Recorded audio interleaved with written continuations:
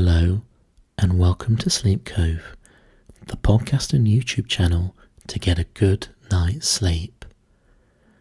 If you like this recording, please don't forget to like and subscribe and press the bell button for all new notifications. If you feel someone else may benefit from Sleep Cove, please don't hesitate to recommend it to them. This episode is Chapter 5 from Alice and Wonderland. You can find all the previous chapters on my Patreon and some others on this YouTube channel and my podcast. I hope you enjoy. Please do not listen to this sleep recording or any other sleep recording whilst driving or operating heavy machinery. Please listen in a place where you can safely go to sleep. And let's begin. Alice in Wonderland, Chapter 5. Advice from a Caterpillar. The caterpillar and Alice looked at each other for some time in silence. At last the caterpillar took out the hookah out of its mouth and addressed her in a languid, sleepy voice. "Who are you?" said the caterpillar. This was not an encouraging opening for a conversation. Alice replied rather shyly, I hardly know, sir. Just at present, at least, I know who I was when I got up this morning, but I think I must have changed several times since then." "What do you mean by that?" said the caterpillar sternly. "Explain yourself." "I can't explain myself, I'm afraid, sir," said Alice, "because I am not myself, you see." "I don't see," said the caterpillar. "I'm afraid I can't put it more clearly," Alice replied very politely, "for I can't understand it myself to begin with, and being so many different sizes in a day is very confusing." "It isn't," said the caterpillar. "Well, perhaps you haven't found out so yet," said Alice, "but when you turn into a chrysalis, you will some day, you know, and then after that, into a butterfly. I should think you feel it a little queer, won't you?" "Not a bit," said the caterpillar. "Well, perhaps your feelings may be different," said Alice. "All I know is it would feel very queer to me." "You?" said the caterpillar. "Who are you?" Which brought them back again to the beginning of the conversation. Alice felt a little irritated at the caterpillars making such very short remarks, as she drew herself up and said very gravely, "I think you ought to tell me who you are first." "Why?" said the caterpillar.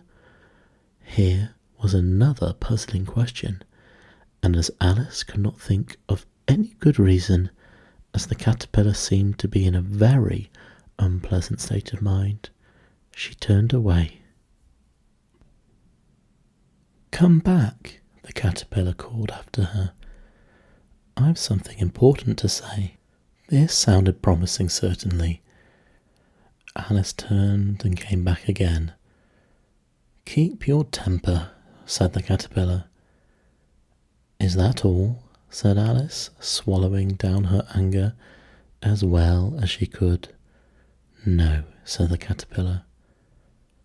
Alice thought she might as well wait, as she had nothing else to do, and perhaps, after all, it might tell her something worth hearing. For some minutes it puffed away without speaking, but at last it unfolded its arms, took the hookah out of its mouth again, and said, So you think you're changed, do you? I'm afraid I am, sir, said Alice.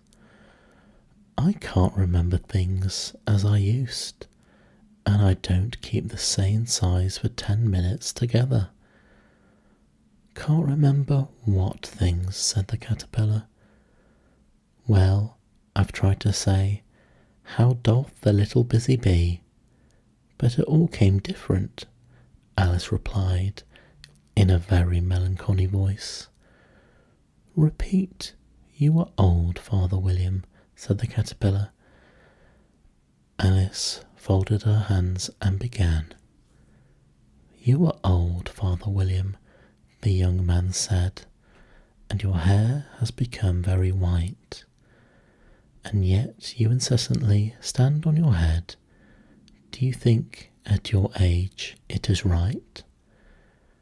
In my youth, Father William replied to his son, I feared it might injure the brain, but now that I am perfectly sure I have none, why, I'll do it again and again.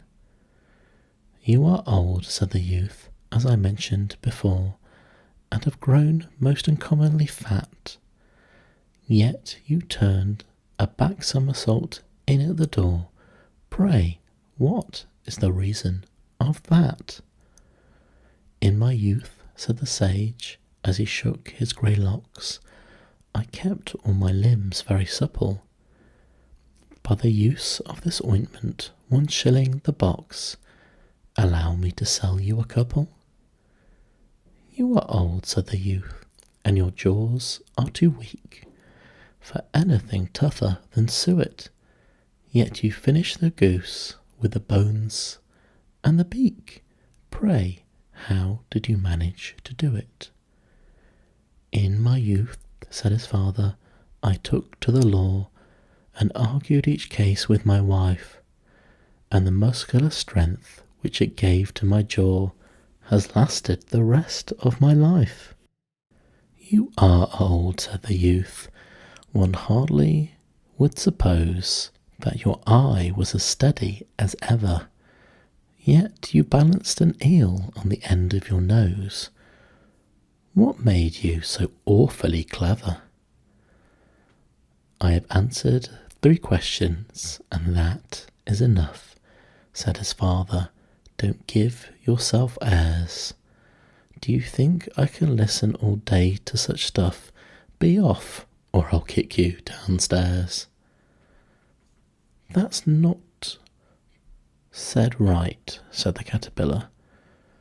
Not quite right, I'm afraid, said Alice timidly. Some of the words have got altered. It is wrong from beginning to end, said the caterpillar decidedly, and there was silence for some minutes. The caterpillar was the first to speak. What size do you want to be? It asked.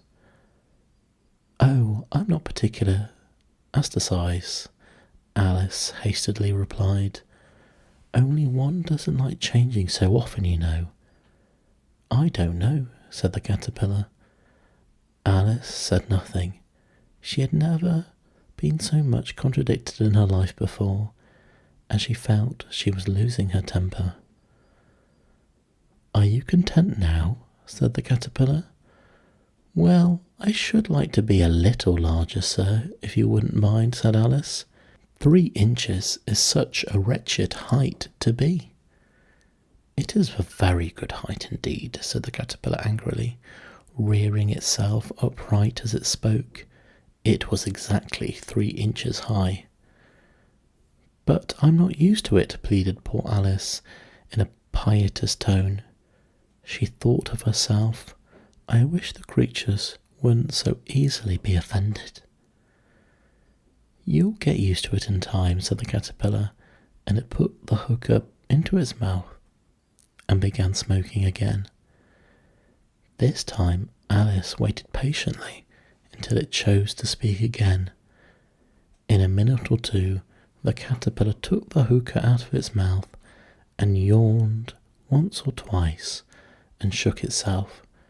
Then it got down off the mushroom, and crawled away into the grass, merely remarking as it went, "One side will make you grow taller, and the other side will make you grow shorter."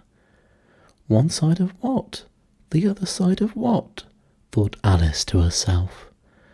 "Of the mushroom," said the caterpillar, just as she had asked it aloud, and in another moment it was out of sight.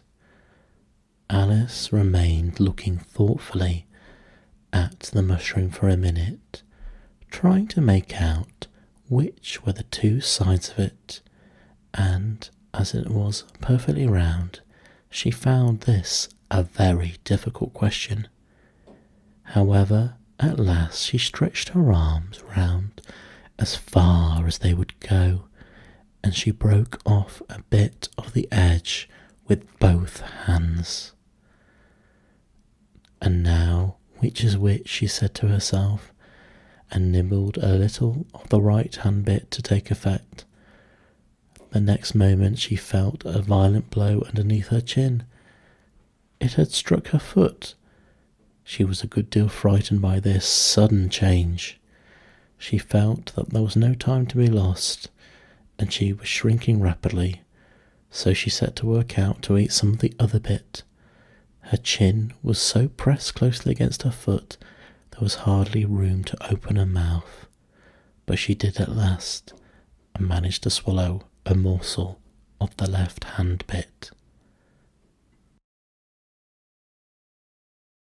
"Come, my head's free at last," said Alice in a tone of delight, which changed into alarm in another moment, when she found that her shoulders were nowhere to be found.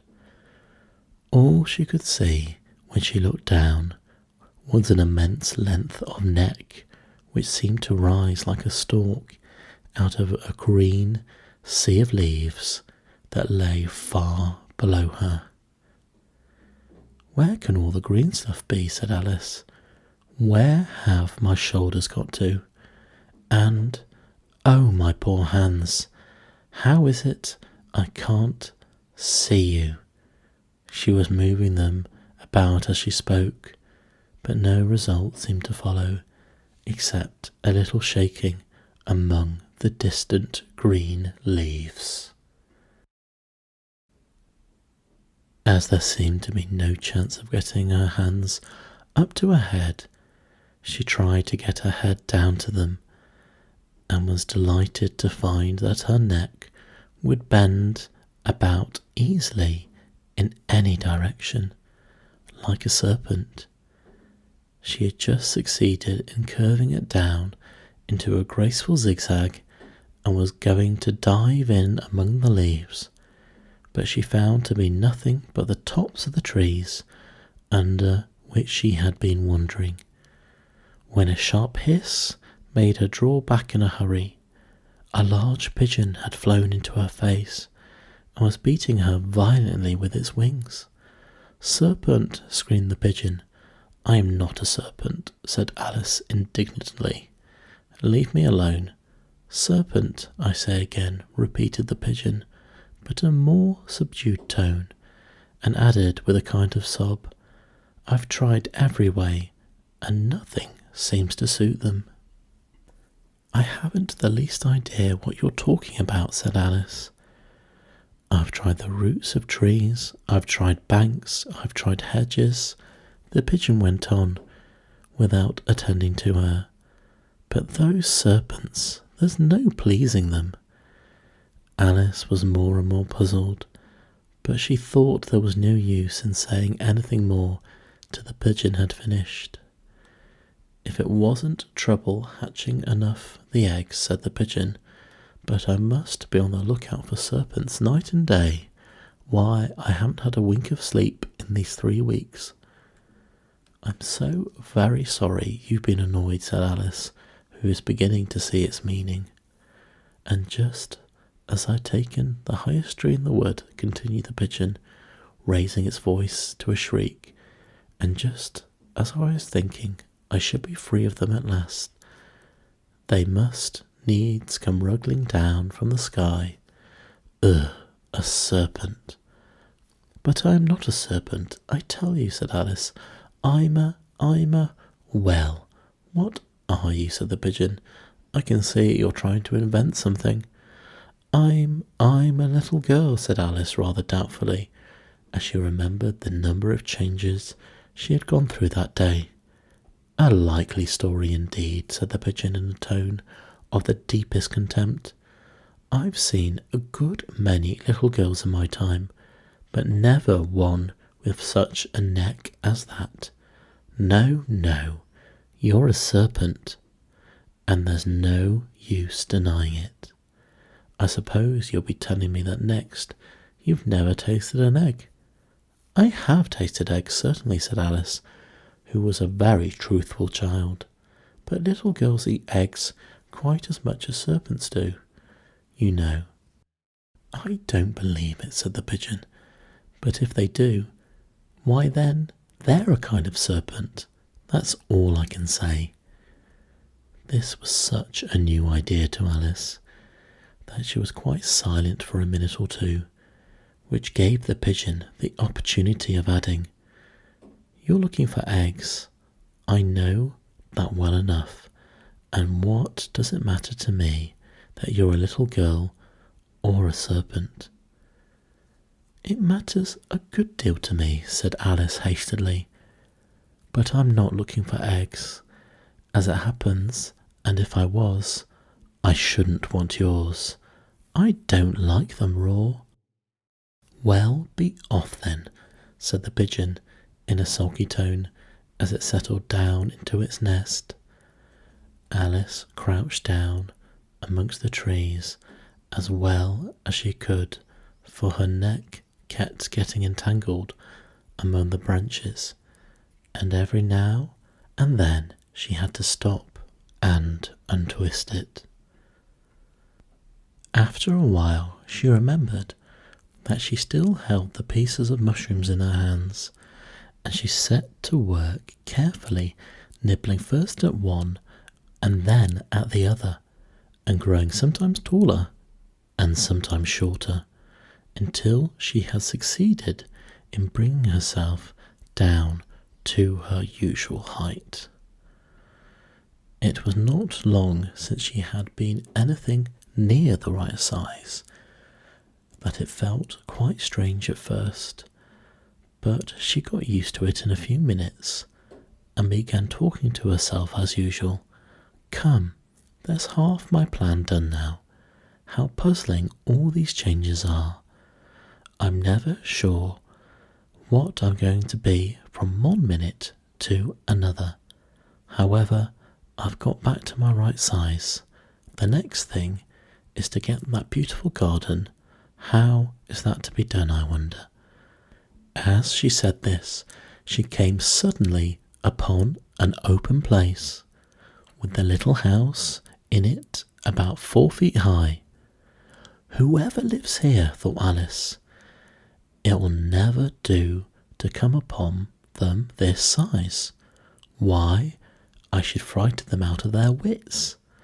So she began nibbling at the right-hand bit again, and did not venture to go near the house till she had brought herself down to 9 inches high.